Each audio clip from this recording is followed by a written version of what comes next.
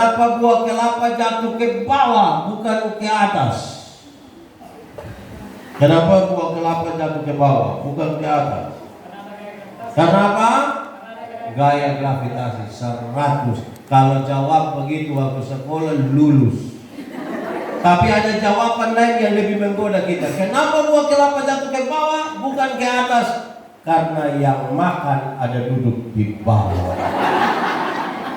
Ini jawaban memang agak lucu, tapi memang serius. Kenapa saudara tahu? Bayangkan Tuhan menciptakan alam semesta ini mendahului manusia. Manusia diciptakan yang paling terakhir supaya tinggal menikmati semua yang Tuhan siapkan. Nah, bayangkan kalau Tuhan cipta-cipta, Tuhan lupa cipta gaya gravitasi.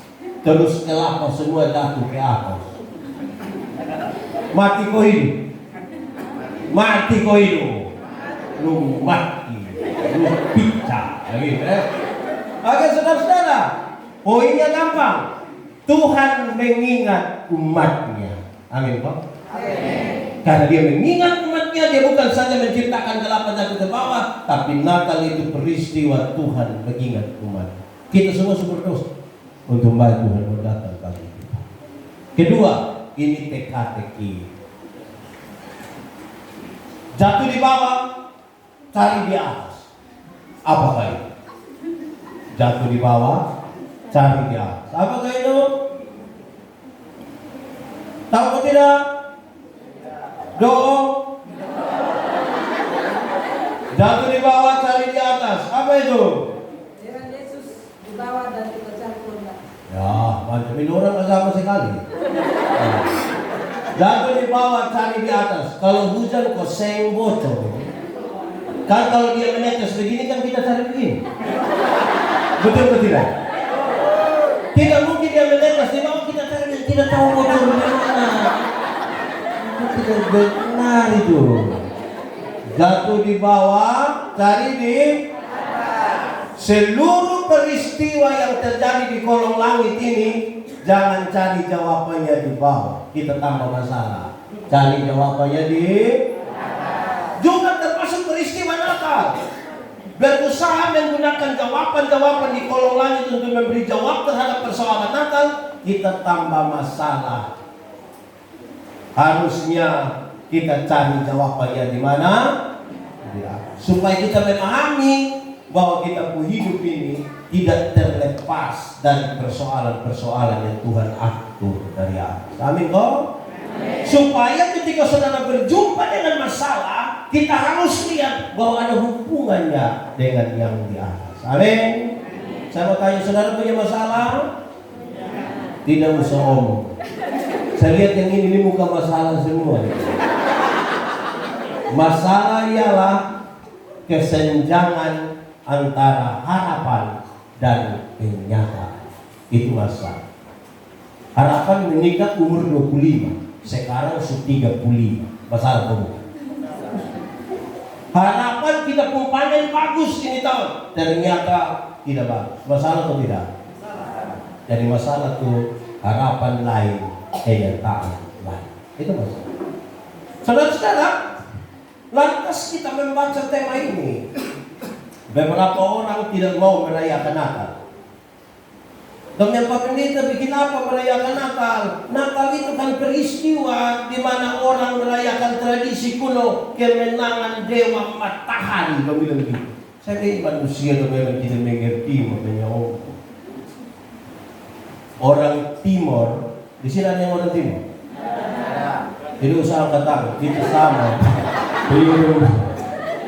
Orang Timur di TTS, orang Amuban itu kalau dia mau terima tamu, dia pakai natun.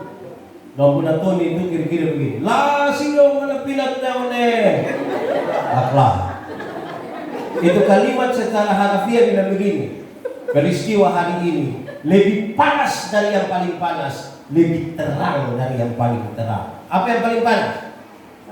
Matahari. Yang paling terang apa? Matahari. Yang ini lebih tinggi lagi dari matahari. Apa yang bisa lebih lagi dari matahari? Pencipta matahari. Jadi kalau kita bilang terang yang sesungguhnya sudah datang, dia tidak merujuk kepada matahari, tetapi kepada siapa?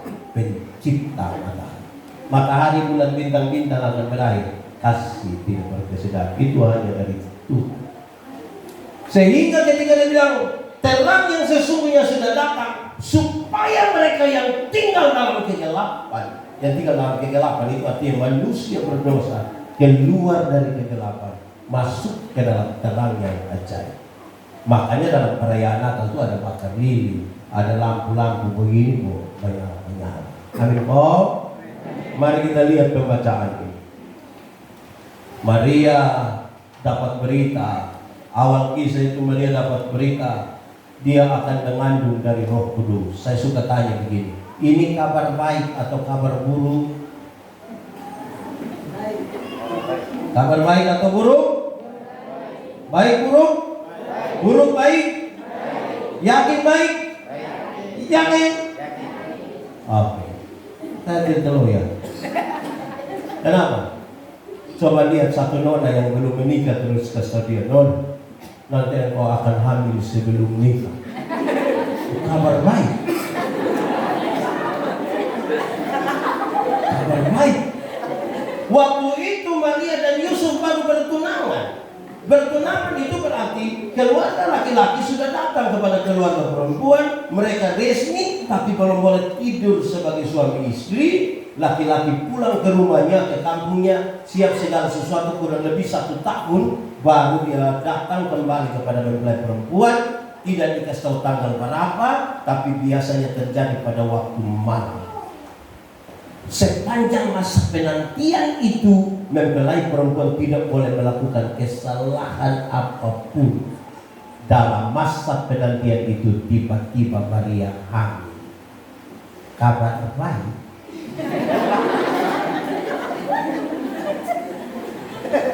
Bagaimana sekarang dia akan menjelaskan kepada Yusuf? Yusuf datang ketemu, Yusuf bilang, Maria, kenapa? Terus Maria bilang, tahu, saya bilang dari Roh Kudus. Wah, itu tidak gampang. Tidak gampang itu. Kalau dia sudah berani yakinkan Yusuf, bagaimana dia yakinkan Yusuf ke keluarga? Karena Yusuf ke keluarga itu orang-orang terhormat dari keturunan siapa? Tahu? Mari kita dramatisir sedikit. Bayangkan kalau Yusuf pun tante itu ada satu orang cerai. Terus Yusuf dan Maria datang terus ini, dia pun tante Yusuf. Betul. Tanya tua kenapa? Saudara bisa bayangkan gitu. Yusuf bilang, tidak, saya bilang ini. Itu saya rasa tidak nyambung. Itu saya yakin dia petanda. Apalagi kalau dia petanda ada darah roti sedikit. Saya rasa tidak gampang. Nah, saudara, bagaimana kabar buruk ini bisa berubah menjadi kabar baik? Itu yang tadi. Karena tiap hari ini kita kadang-kadang berjumpa dengan kabar buruk. Mau Natal ke orang subakar kue, kita belum bertekujur dan mama di sebelah subakar, memang di kue tidak enak kalau subakar. Kita ini kue itu. Anak-anak datang dia mama, pokoknya biar celana 1 tidak apa, yang penting baju 4. Tiap hari kita berjumpa dengan masalah, dan bagaimana merubah ini masalah, kabar buruk ini dari kabar baik. Dia kasih tahu, kalau ada masalah cari duluan dia. Tapi yang kedua dia mau kasih tahu, jangan hanya pikir diri sendiri. Maria dan Yusuf itu kalau hanya pikir diri sendiri, belajar pikir orang lain, tidak selesai dengan dirinya saja. Ini dari dia untuk kepentingan orang lain. Aku ini hamba Tuhan, jadilah kepadaku menurut perkataan. Saudara, orang nanti tidak. Saudara tahu waktu jadi, setelah Yusuf akui. Kalau Yusuf tidak akui itu kan Maria dianggap berzina. Kalau berzina dia dilempar dengan batu sampai mati. Kabar baik. Sekarang Yusuf sudah akui, ada sensus penduduk. Maka keluarlah Yusuf dan Maria dari Nazaret, pergi ke Bethlehem, kira-kira 100 kilo dari sini Pisoe, jalan kaki, kabar baik. Ibu hamil berjalan kaki 100 kilo, kabar baik. Sampai di situ, tidak. Dulu sudah auto, sudah pick up ada. Lalu perjalanan sejauh itu kira-kira dong pakai apa? Tak goyang kok tidak?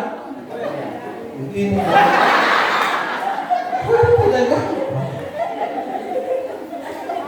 Nah, saudara, mereka tahu bahwa ini keputusan untuk ikut Tuhan itu lah begitu. Semua ini ada Tuhan bermaksud di dalamnya, tidak hanya untuk kita sendiri. Saya mau kasih saudara, hidup kalau masih hanya tertuju pada kita sendiri ini, kita belum jadi apa-apa. Kenapa? Saudara dengar. Semua yang berpusat pada kita sendiri Tuhan Allah tidak suka. Kenapa? Karena kita hidup ini untuk kepentingan orang lain dalam kemuliaan Tuhan. Saya kasih contoh. Yang berpusat pada diri. Satu, sombong. Sombong itu untuk siapa? Untuk diri atau untuk orang lain? Tuhan Allah suka?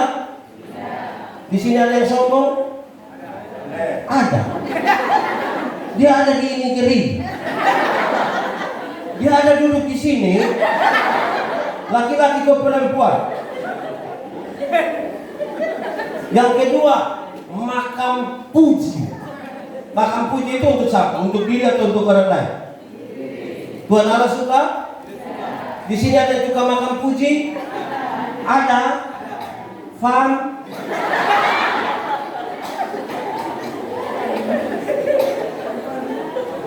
Saudara, kita hidup ini dari kita untuk orang lain bagi kemuliaan Tuhan. Saya kasih contoh, saya mau tanya saudara, kita makan mau untuk siapa? Kita makan untuk siapa? Makan untuk diri atau untuk orang lain? Saya mau buktikan kalau makan itu untuk orang lain. Saya kasih contoh. Kami suami-suami ini kalau lihat istri sakit, terus kami bilang begini, Mama, makan. Mama makan. Mulut pagi. Mama makan. Kalau membuat tidak mau dan kami kehabisan kata-kata, nanti kami begini, Mama makan teh anak-anak dong masih kecil gitu. Itu dia bangun langsung. Dan dia makan saya untuk orang lain. Kita semua ada nama, betul? Ada? Kita punya nama untuk diri sendiri atau untuk orang lain? Nama untuk diri atau untuk orang lain? Untuk orang lain. Karena tidak ada orang memanggil namanya sendiri. Siapa yang mau dimakan dia bilang begini, Yandi, dimakan. Kita punya nama ini untuk kepentingan orang lain. Amin. Ini kita semua pakai pakaian, betul? Di sini ada yang tidak pakai. Kita pakai pakaian ini untuk diri sendiri atau untuk orang lain? Untuk siapa? Untuk orang lain. Karena kalau kita sendiri kan tidak pakai itu tidak pakai. Mau jalan yang sendiri. Hanya karena ada orang lain itulah kita pakai pakaian supaya kalau orang ketemu kita dan diri. Kalau kita hidup Tuhan berikan untuk kepentingan orang lain. Makanya ketika malaikat itu datang kepada Yusuf, dia bilang begini, Yusuf, jangan ragu untuk mengambil dia. Karena dia akan melahirkan juru selamat, dia akan menyelamatkan bangsa. Bukan hanya untuk engkau, tapi untuk satu bangsa yang besar. Dia hidup dan berkisah bagi diri sendiri. Kenapa? Hal ini penting karena kita diperhadapkan pada 3 hal. Pada 3 hal. Kita bersituasi yang 3. Situasi pertama, ada waktu di mana kita mau dan Tuhan juga mau. Pas kita mau, Tuhan juga mau. Pernah alami kok? Kita mau, Tuhan juga mau. Pernah alami? Ya. Itu saudara rasa apa? Kalau pas kita mau, Tuhan juga mau. Rasa apa? Senang, suka cita. kita bikin kesaksian. Kalau kita minta dia tolong bersaksi, dia datang hampir-hampir tidak ada kalimat dia begini, Pak Pendeta, tidak ada yang bisa saya omong, hanya satu kalimat, Tuhan Yesus baik. Itu kalau kita mau, Tuhan juga. Kedua, bagaimana kalau kita mau tapi Tuhan tidak mau? Pernah alami? Kita mau tapi Tuhan tidak mau. Pernah alami? Kita boleh doa komunikasi dengan dia, ternyata dia nikah dengan kita pun kawan. Pernah alami? Begitu kemoteke itu orang. Kalau kita mau tapi Tuhan tidak mau, kira-kira saudara rasa apa? Rasa apa? Kecewa, marah, banding-banding. Tuhan, kenapa saya sudah belajar ikut Tuhan, saya sudah mau yang baik, kok saya alami yang tidak baik begini? Itu manusia yang pemalas, tukang tipu. Di sini juga ada. Ada. Jadi kalau kita mau tapi Tuhan tidak mau, Tuhan hampir kita suka banding sana, banding sini, dan kita tuh hidup tidak sejahtera. Kita kecewa. Ketiga situasi kita adalah kalau Tuhan mau tapi kita yang tidak mau. Pernah alami itu tidak? Tuhan mau tapi kita yang tidak mau. Pernah alami? Saudara tidak usah pikir yang pusing-pusing. Tuhan itu kan mau, misalnya kita berdamai, hidup sama-sama, itu kan pasti ada clash-clash sedikit. Misalnya suami istri pasti bakal lain sedikit-sedikit. Atau di sini suami istri tidak pernah bakal lain. Itu kemungkinan satu tinggal di Kupang, satu di Alnatun Utara. Kita hidup sama-sama, itu ada bakal lain, ada bakal lain sedikit. Lalu Tuhan bilang begini, hei, ampuni. Tuhan mau kita mengampuni pada saat kita masih jengkel ini mau. Rasa apa? Tertekan. Kalau Tuhan mau tapi kita tidak mau. Sekarang bagaimana kalau kita bicara khusus tentang pengampunan? Tuhan dia begini. Mari kita sama-sama omong ini kalimat yang Tuhan ajar. Ampunilah kami akan kesalahan kami. Lanjut. Seperti kami juga mengampuni. Secara sederhana itu kalimat tidak begini, Tuhan ampuni saya seimbang dengan saya mengampuni ibu pendeta. Jadi kalau hari ini saya mengampuni ibu pendeta 2 kali, saya mendapat hak untuk Tuhan ampuni berapa kali? Tapi kalau ibu pendeta buat salah saya dan saya tidak mengampuni dia, saya akan berdoa, Tuhan tolong jangan ampuni saya karena saya belum mengampuni ibu pendeta. Saya mau tanya sekarang, diampuni mau? Diampuni mau? Mengampuni mau? Ulang. Diampuni mau? Mengampuni mau? Ulang. Diampuni mau? Mengampuni orang lain mau?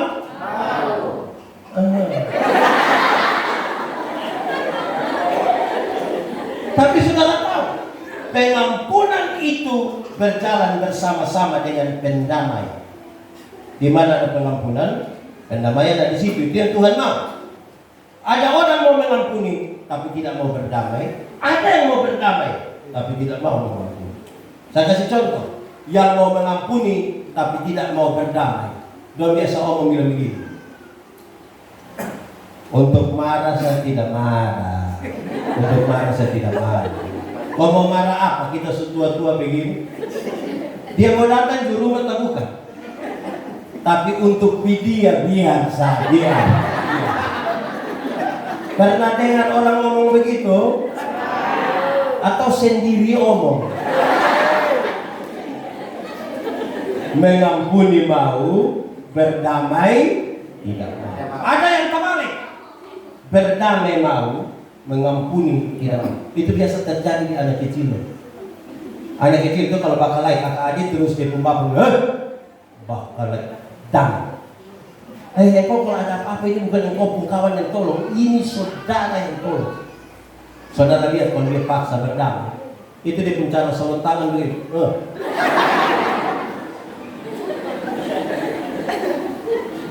Cium, cium, cium. Ini yang kau saudara, cium. Dia pun cara cium itu sama kayak lode.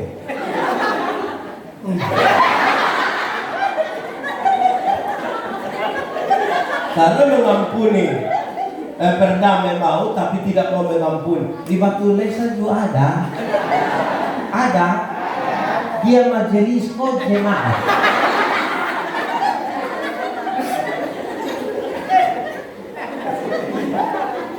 Saudara, pengampunan itu bantu kita kok kuras uang itu kepahitan, balas dendam, energi negatif supaya Roh Kudus masuk di dalam kita dan kita bisa berbuat. Yang Tuhan mau begitu.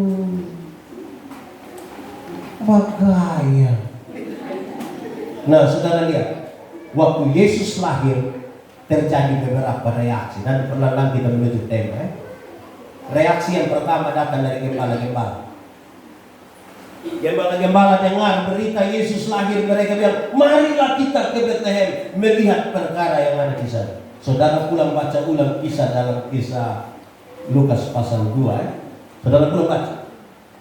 Gembala-gembala pergi ke sana hanya untuk pastikan, hanya untuk konfirmasi berita yang datang itu betul-betul. Oh, ternyata seperti apa yang malaikat katakan buat itu. Tapi dong tidak menyembah.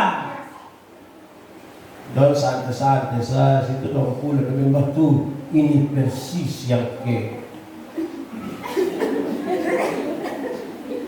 Tapi dia tidak banyak kali dalam kita acara nakal itu separuh datang hanya menonton. Ibadat tidak ada. Saya senang kalau banyak acara nakal yang saya pimpin itu tidak pakai makan. Saya senang. Kenapa? Karena banyak yang datang dari penonton. Ibadah dong tidak ada. Nanti pas makan baru dapat. Shalom, selamat makan.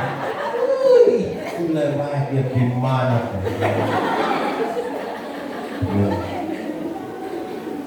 Kedua, Herodes. Herodes itu sebenarnya dari awal sudah Yohanes Pembaptis berseru-seru di padang gunung, pada belantara. Woi, persiapkan jalan untuk Tuhan, luruskanlah jalan baginya. Don't tahu, tapi tidak heboh. Yang paling heboh itu adalah ketika Herodes tahu dari Alkitab berkata, maka gemparlah kota itu. Waktu Herodes tahu, sebab apa? Herodes kasih keluar perintah, bunuh semua anak yang berusia di bawah 2 tahun. Bunuh. Itu jadi gempar. Kamu tidak diam saat bisa Herodes sekali.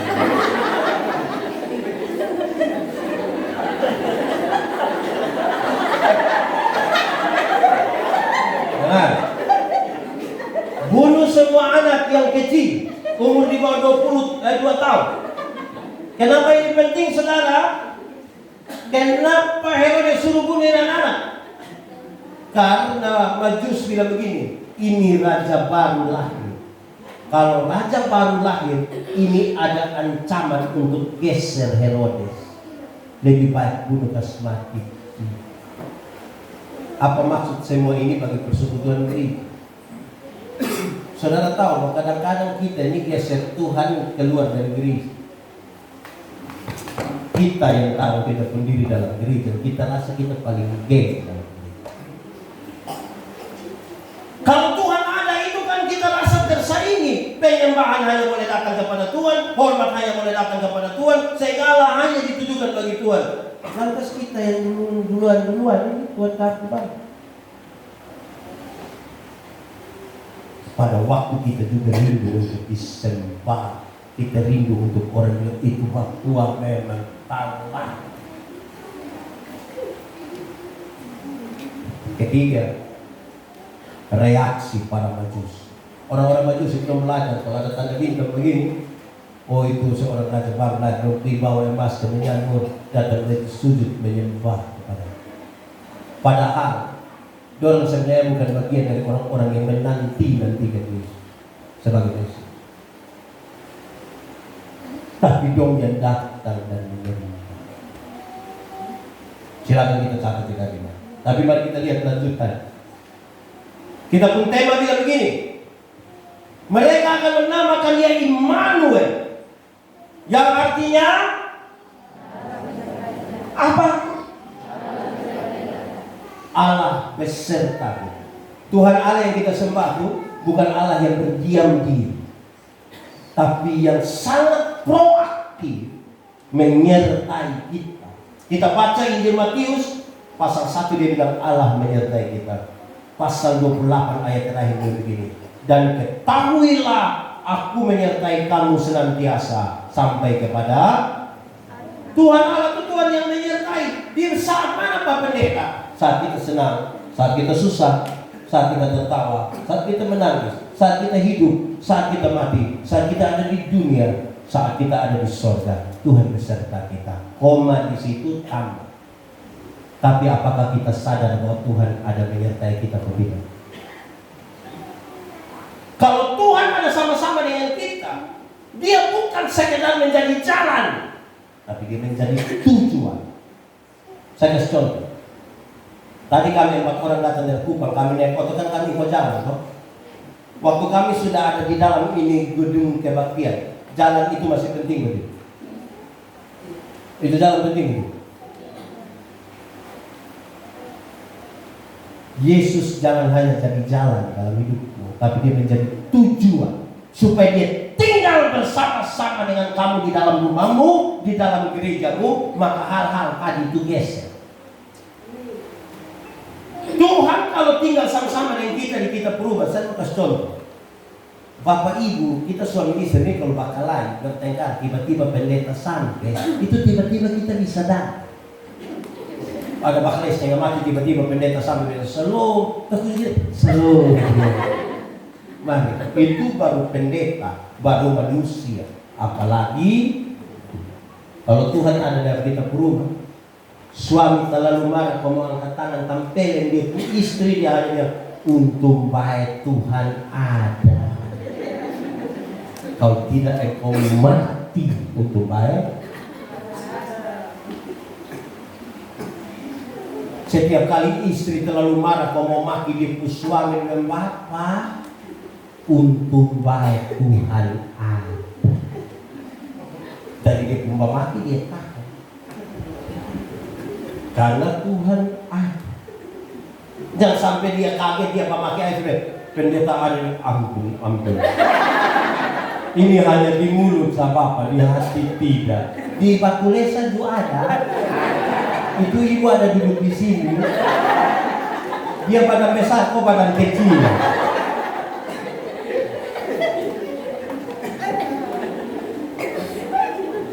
Nah, saudara, saya ini lahir besar di Soe. 40 tahun lalu, jadi kami masih dapat TV hitam putih dulu. Bapak belum pernah nonton TV yang pakai aki. Kadang-kadang aki soak, nah itu pemain belum hilang. Jadi kalau pemerintah putar film di lapangan, padahal hanya film kartun, bukan ikatan cinta. Tapi kita pilot. Waktu piaman, pulang yang tidak aman. Sore, pulang gelap lagi, pohon besar di Soe banyak lagi. Anak-anak saya usia saya pasti hafalin lagu. Dalam nama Yesus, dalam nama Yesus. Dia nyanyi lagu itu, setan kalah, Tuhan serta kita. Atau ada lagu, Yesus itulah satu-satunya. Itu kita jalan Bapa. Tuhan serta kita. Tapi ingat, bukan hanya itu lagu. Ada lagu anak sekolah minggu. Hati-hati gunakan. Sebut dari tangan ya, 1, 2, 3. Hati-hati gunakan tanganmu. Hati-hati gunakan. Karena apa? Karena Bapa di surga melihat ke bawah, hati-hati gunakan. Kenapa saya mau bawa ini lagu untuk saudara memahami tema ini? Saya mau tanya saudara, apa yang saudara perbuat ketika tidak ada orang lain lihat saudara? Apa coba yang kita bikin pada saat tidak ada satu pasang mata pun yang lihat kita? Kira-kira bikin apa? Oh.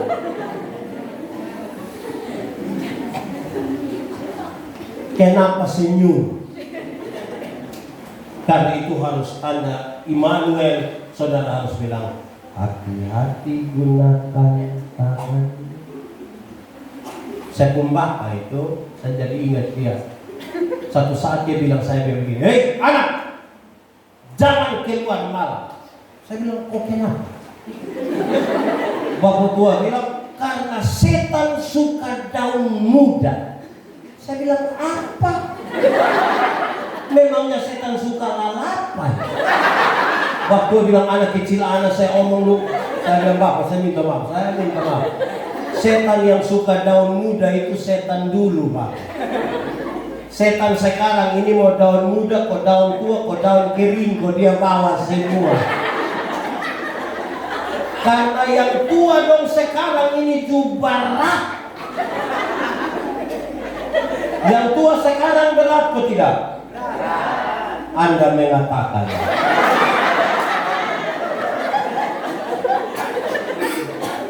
Karena itu berabad-abad lamanya orang timur di TTS selalu bilang PKK. PKK lain anasa. Poin kalan-kalan. Raba sembar. Di sini ada yang anggota PKK.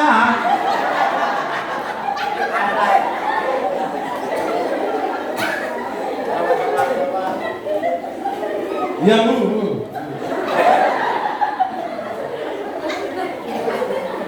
orang yang raba sembarang itu tinggal dalam gelap. Makanya dia tabrak sembarang, raba sembarang. Karena di dalam gelap dia tidak tahu. Oh, saya kira saya punya. Kita di gelap. Kalau diterang, dia tahu dengan pasti. Ini dia pu suami, ini dia pu istri. Amin. Di Batu Lesa ada.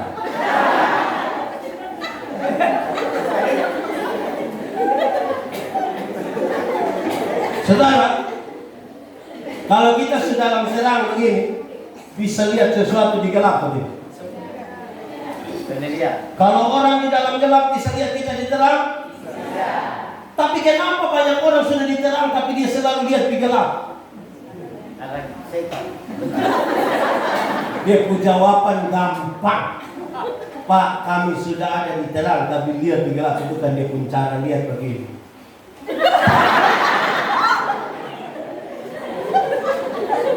Itu dia pun nama apa kalau lihat begini? Nama apa? Apa?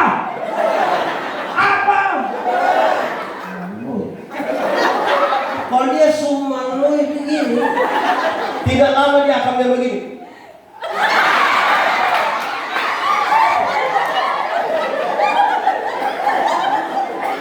Di Batu Lesa.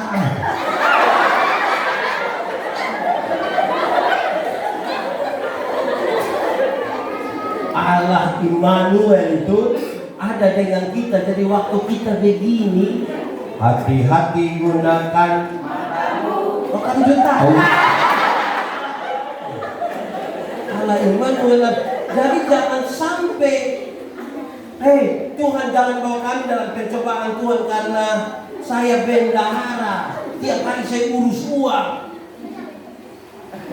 Tuhan jangan bawa saya pada pencobaan karena nona-nona mau gagah. Bukan sama kemampuan orang di rumah kita punya kurang untuk begitu. Tuhan jangan bawa kami dalam pencobaan karena roh memang penurut, tapi coba angkat tangan yang di daging mulai lemah. Pentingnya penyertaan Tuhan itu ada di situ. Jadi saudara kira, saudara buat apa-apa Tuhan tidak tahu. Saudara kira bikin apa-apa Tuhan tidak tahu. Tuhan tahu atau tidak?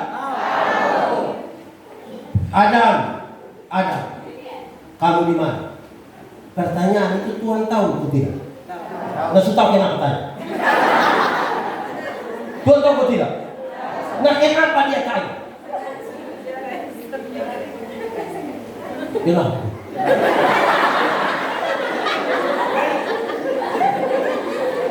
Bertanggung jawab. Apa namanya? Sama-sama 1, 2, 3. Saudara kira hanya PPD saya yang bisa periksa saudara? Tuhan tidak periksa saudara. Allah Immanuel, dia menyertai kita. Dan dia melihat kita. Termasuk yang kita yang pemalas datang ke gereja. Kamu tanya, kenapa yang paling banyak ikut gereja ini hari ini ibu-ibu, nona-nona ibu-ibu? Nah ini mama janda semua. Mama janda kok? Tidak. Teh bapak. Ini mama dong. Jangan senang sendiri. Setel bagus-bagus datang gereja kita tanya, teh bapak. Cuma gue tahu sendiri teh.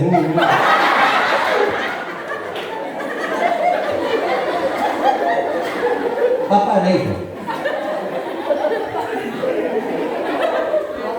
Di mana? Dulu itu bapak banyak di sini.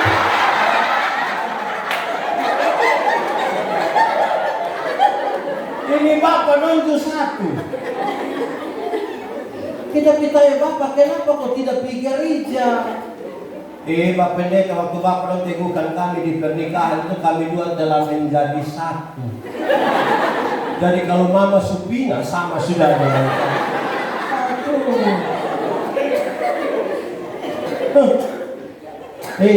masuk surga itu sama kayak masuk WC, sama yang kita pergi WC. Tidak bisa diwakilkan. Siapa yang dia mau bangku mau ke WC kita? Di mana? Di masing-masing dan bertanggung jawab yang punya itu bukan keluarga.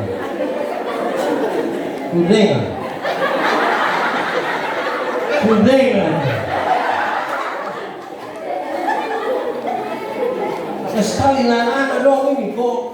Wah, kita Natal ini peristiwa Tuhan cinta kita luar biasa. Dia mau datang bagi kita. Saudara kita semua yang kita cari di dalam dunia ini terbatas. Ada batas. Tidak akan ada yang tidak ada batas di dalam dunia. Tapi yang di dalam Tuhan itu baik untuk kehidupan hari ini dan di zaman yang akan datang. Tapi kita ini lebih cari yang dunia pun mau. Karena itu saudara, mari kita datang. Allah Immanuel itu dia tidak mau biarkan kita sendiri. Dia bukan Allah yang diam-diam.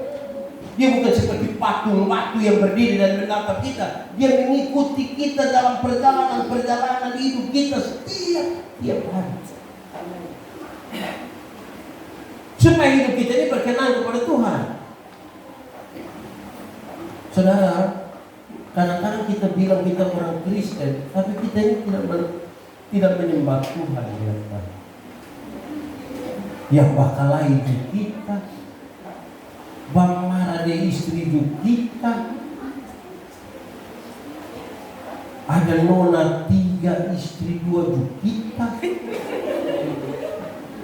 Dan mau apa sebenarnya? Saya mau tanya, di kebun ada aturan atau tidak?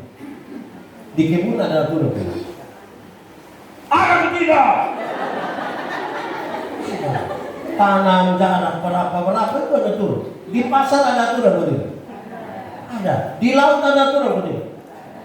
Masa dalam gereja, dalam menyembah Tuhan tidak boleh ada aturan? Tapi dasarnya kita sering tidak mau diatur. Kita hidup mau ikut kita pun mau.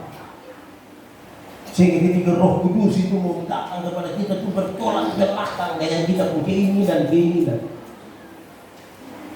Akhirnya Natal itu menjadi sebuah peristiwa yang kita rasa sudahlah, yang penting ada dan segalanya. Habis Natal begitu. Ada orang yang dia berdamai itu hanya tanggal 24 dan 25. 24 malam itu dia datang, selalu minta maaf proses, itu 24. Ada yang terlalu tunggu tanggal Natal ini sampai dia minum sopi mulai dari tanggal 23. Sadar di 26. Di sini juga ada.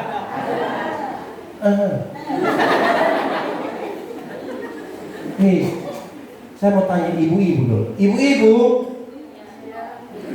ini nona-nona semua. Ibu-ibu, melahirkan sakit atau tidak? Terlalu sakit. Suami dong hanya dari luar kau bilang Yesus. Saya bilang Yesus tadi bayangkan tidak kawin anak pakai sakit. Betul. Ketika malam di mana kita merenungkan kelahiran Yesus, justru orang lebih sibuk yang main petasan, gas, motor, pintakan. Ibu-ibu mana yang sakit pelagir pada sakit setengah mati? Woi, terlalu sakit, tolong beli petasan dulu. Ibu-ibu mana yang sakit pelagir terlalu sakit, tolong putar lagu. Bapak mantu dari ini.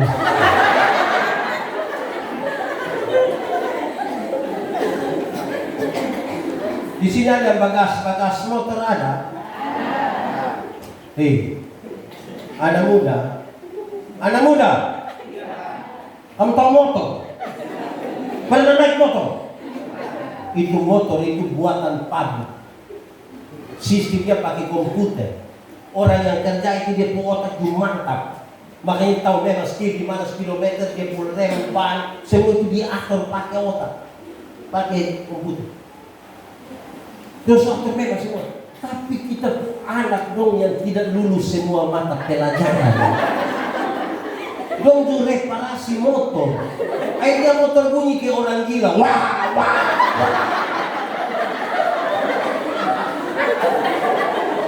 Setiap kali kamu lihat wah, itu orang pun doa hanya satu. Mati baik. Orang tua pilih supaya dengan doa kita selamat sejahtera. Gara-gara kita pun gak sembarang orang bilang. Di sini juga ada. Siapa pun ada. Anak-anak dong tidak kesedong Indonesia sedang subagaya. Padahal orang tua boleh utang setengah mati gara-gara itu motor. Betul. Orang tua itu pun sampai dong omong bilang, anak, yang penting kamu mau sekolah tinggi bapak dan mama ikat perut itu tidak apa. Dong omong ikat perut itu bukan berarti dong mau pakai stadion. Itu dong utang itu. Kamu pun HP itu utang. Coba utang. Motor utang. Pakai yang baik, kau jangan mengaya. Untuk yang baik dalam Tuhan, supaya dari motor pun cara jalan, cara pakai pakaian, cara naik motor, memang anak Tuhan jalan baik. Kita pun hidup bersaudara juga baik. Di sini kasih persaudaraan baik, Saya senang di sini Saya senang kalau kasih persaudaraan karena ada banyak orang yang lebih akrab dengan orang lain daripada dengan saudara sendiri. Saya baca dia anak-anak muda dong tulis Facebook dan tulis begitu. Kawan rasa saudara. Kawan rasa. Tapi dia saudara dia tulis saudara rasa setan. Itu berarti kasih saudara. Oke, saya ingin dari keluarga. Ada satu keluarga yang siap mulai dari tahun baru dia mau menyiapkan 1 tahun untuk menyambut kelahiran Yesus. Bapak mama dan anak-anak duduk sepakat, kira-kira kita buat sesuatu untuk Yesus apa ya? Oke, mari kita buat lomba. Kita bikin lomba buat pelungan. Kira-kira Yesus datang, Yesus mau tidur di siapa pun. Aduh, Bapak buat dia punya, mama buat dia punya, anak buat dia punya. Tapi ada syarat. Ini pelungan harus berisi jerami. Bagaimana jerami-jerami itu bisa taruh di atas pelungan, di dalam pelungan itu? Setiap perbuatan baik taruh satu jerami. Contoh, bangun tidur langsung berdoa. Baik atau tidak? Nah, ambil satu jerami taruh di situ. Bangun tidur lihat orang tua langsung bilang, "Shalom Bapak, shalom Bapak." Baik atau tidak? Ambil satu taruh. Bangun tidur lihat rumah kasihan langsung sapu, langsung menyimpan. Baik atau tidak? Ambil satu taruh. Tiba-tiba petasan bunyi, dia mati. Baik atau tidak? Baik atau tidak? Oh, kalau tidak baik dia ambil yang di dalam terus keluar satu. Jadi kalau baik tambah satu, tidak baik sampai malam Natal dong harap cemas Tuhan Yesus datang. Tunggu tidak tiba-tiba Tuhan Yesus datang. Dan dulu bercerita pada sejam ini Tuhan baru mau tahu di mana? Baru kepala rumah tangga bilang, Tuhan ini kami siap 1 tahun ini kalau Tuhan datang. Nah, kami bikin lomba, bikin pelungan, dia cerita dia punya cara. Itu soal di situ. Kira-kira Tuhan tidur di mana? Oh, saya pun yang Tuhan bilang, saya tidak mau tidur di kampung pelungan. Hai Tuhan, kurang baik kok? Iya, dan saya tidak mau tidur di kampung pelungan. Lalu bagaimana Tuhan mau? Saya tidak akan tidur di kampung pelungan, tapi saya mau tinggal di dalam ini rumah. Kenapa mau tinggal dalam ini rumah Tuhan? Saya mau tinggal di ini rumah karena semenjak kamu mempersiapkan untuk menyambut kelahiran saya, di ini rumah ini penuh dengan kamu. Bapak sudah pukul mama sudah mati lagi. Selingkuh mulai tidak ada di kubur dong kita kasih kutu. Anak-anak dong tahu hormat orang tua. Kita ada salah dimaafkan. Jadi kamu rumah baik sekali. Dan dalam rumah yang baik begitu itu saya akan tinggal terus di rumah. Bisa tangkap sesuatu dari yang saya lihat. Bisa. Tuhan mau tinggal dalam rumah begitu. Yang penuh dengan kasih, damai, persaudaraan, penuh maaf, yang selesai dengan diri kita dan tidak hidup hanya untuk tingkah dengan orang lain. Orang lain yang beli motor dia tidak tidur di rumah.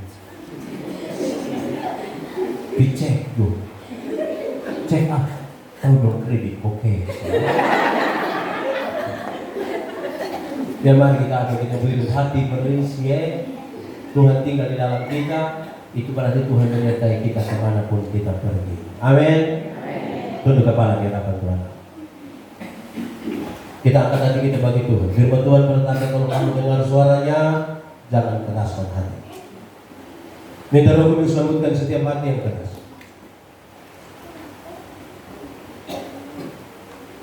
Biar hari ini menjadi baik bagi kita.